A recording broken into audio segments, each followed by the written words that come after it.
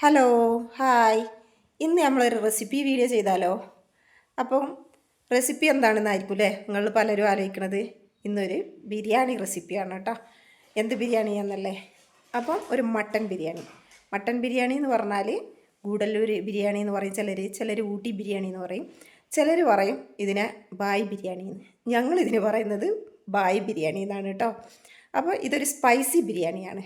അപ്പോൾ ഇത് വേണമെങ്കിൽ ചിക്കനിൽ ചെയ്യാം, ബീഫിൽ ചെയ്യാം, മട്ടനിലും ചെയ്യാം. നമ്മളിപ്പോൾ ഇതിന് മട്ടനിലാണ് ചെയ്തിരിക്കുന്നത്.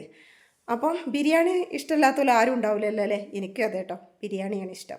ചിലർക്കൊക്കെ മന്തി ഇഷ്ടമുള്ളവരുണ്ടാവും, കപ്സ ഇഷ്ടപ്പെടുന്നവരുണ്ടാവും, മജ്ബൂസ് ഇഷ്ടപ്പെടുന്നവരുണ്ടാവും. ചിലർക്ക് ഇതൊക്കെ ഉണ്ടായാലും ബിരിയാണി ആയിരിക്കും ഇഷ്ടമുള്ളത്. ഞാൻ അതിൽ പെട്ടതാട്ടോ. എന്നെപ്പോലെ ബിരിയാണി ഇഷ്ടപ്പെടുന്ന ആരൊക്കെയുണ്ട് എന്നുള്ളതൊന്ന് കമൻറ്റ് ചെയ്യണേ. അതുപോലെ ബായ് ബിരിയാണി ഇഷ്ടമുള്ളവർ ഏതൊക്കെയാണെന്നുള്ളത് ഒന്ന് കമൻറ്റ് ചെയ്യണേ. അതുമല്ല ബിരിയാണിയല്ല, വേറെ ചിക്കൻ പിന്നെ മജ്ബൂസോ അതുപോലെ തന്നെ പിന്നെ മന്തിയോ കപ്സയൊക്കെ ഇഷ്ടപ്പെടുന്നവർ അത് ഒന്ന് കമൻറ്റ് ചെയ്യണം കേട്ടോ. അപ്പം നമുക്ക് ഇതൊന്ന് കണ്ടാലോ. നമ്മളെ ചാനൽ സബ്സ്ക്രൈബ് ചെയ്യാൻ മറക്കരുത് കേട്ടോ.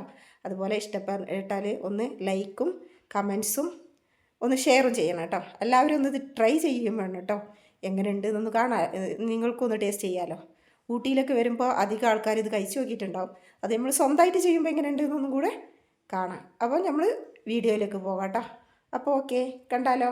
ഇന്ന് ബായ് ബിരിയാണി വെക്കുകയാണ് കേട്ടോ. ബായ് ബിരിയാണി പറഞ്ഞാൽ ഊട്ടി ബിരിയാണി, ഗൂഡല്ലൂർ ബിരിയാണി എന്നൊക്കെ പറയുമല്ലോ. അതിനിപ്പോൾ ഞാൻ എടുത്തുക്കണത് എന്താ അറിയോ, മല്ലിപ്പൊടി, മുളക് പൊടി, മഞ്ഞൾപ്പൊടി, ഗരം മസാല, പിന്നെ കുറച്ച് കുരുമുളക് പൊടി, പിന്നെ പട്ട ഗ്രാമ്പൂ ഏലമെന്നുള്ള ഗരം മസാലൻ്റെ ഓരോ ഐറ്റംസുകളും, പിന്നെ കുറച്ച് മല്ലിയില, പിന്നെ ഇത് പുതിനയും വലിയ ഉള്ളി അഥവാ സവാളയും അരച്ചതാണ് കേട്ടോ, ക്രഷ് ചെയ്തെടുത്തതാണ്. ഇഞ്ചി വെളുത്തുള്ളി പേസ്റ്റ്, പച്ചമുളക്, തക്കാളി, തൈര്, ഇത്രയാണ് കേട്ടോ ഇതിൻ്റെ ഇൻഗ്രീഡിയൻസ്. പിന്നെ ഓയിലും നെയ്യും.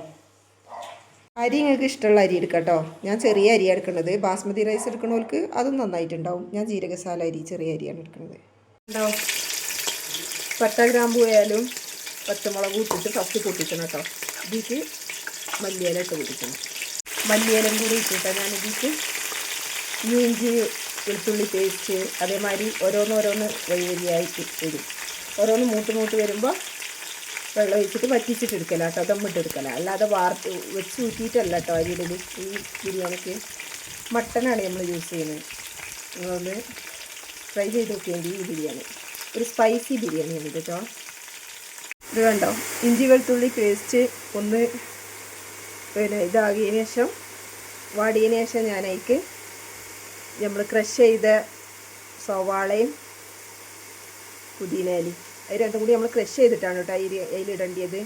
അല്ലാതെ കട്ട് ചെയ്തിട്ട് സാധാ ബിരിയാണി പോലെ കട്ട് ചെയ്തിട്ടല്ല. അത് ഇട്ടിട്ട് ഒന്ന് വാടി വരണം. അതിന് ശേഷം മസാലകളും ഉള്ളികളും ഒക്കെ ഒന്ന് നമ്മൾ ചേർക്കണം. സോറി, ഉള്ളി അല്ല കേട്ടോ, തക്കാളി. ഉള്ളി മാറിയിട്ടതാണ് പറഞ്ഞതാണ്.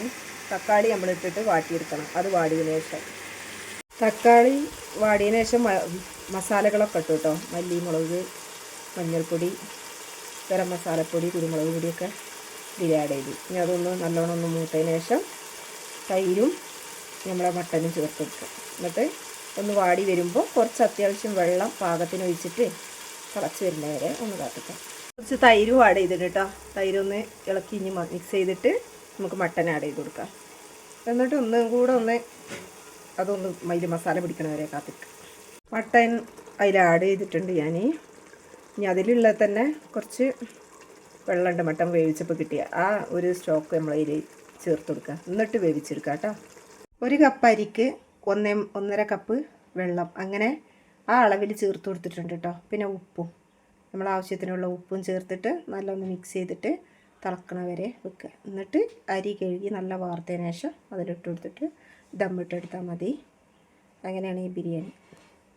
ഇത് കണ്ടോ, അരി ഇട്ടു, വെള്ളം തിളച്ചപ്പോൾ അരി ഇട്ടു. ഇനി ഉപ്പും ഇതൊക്കെ കറക്റ്റാണോ നോക്കിയിട്ടുണ്ട്. ഇനി ഇതൊന്ന് ദമ്മ് കിടന്നിട്ട് വേവിട്ട് കേട്ടോ.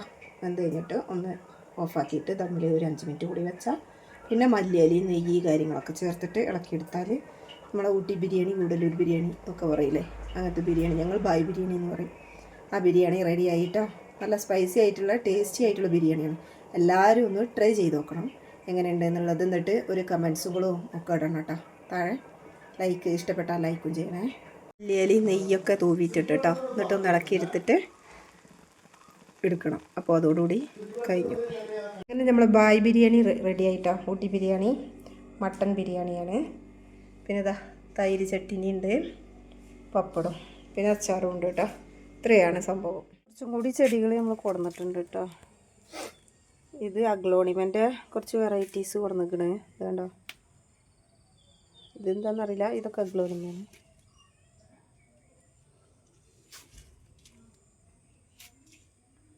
പിന്നെ ഇതാണ്ടോ, ഇതൊക്കെ അഗ്ലോണിമൻ്റെ വെറൈറ്റീസാണ്. ഇത് മോൺസ്റ്റർ പ്ലാന്റ്, അങ്ങനെ എന്തോ ഒരു പേരുള്ളൊരു ചെടിയാണ്. നട്ടു വിട്ടിട്ടേ ഉള്ളൂ. ഇനി കുറച്ചും കൂടി ഉണ്ട്. കുറച്ച് ബിഗോണിയ ഉണ്ട്. വേണ്ടോ, ഇത് കുറച്ച് നടാനുള്ള കുറച്ച് വെള്ളത്തിലിറക്കി വെച്ചിട്ട് ചട്ടി റെഡിയാക്കിയിട്ട് വേണം എന്ന് പറഞ്ഞിട്ട് വേണ്ട. ഇതൊക്കെ ബിഗോണിയ പ്ലാന്റ്സ് ആണ്. ഒക്കെ ഇപ്പം നട്ട് വെച്ചിട്ടേ ഉള്ളൂ. അതാണ് ഈ വാടിത്തളർന്ന് നിൽക്കുന്നത്.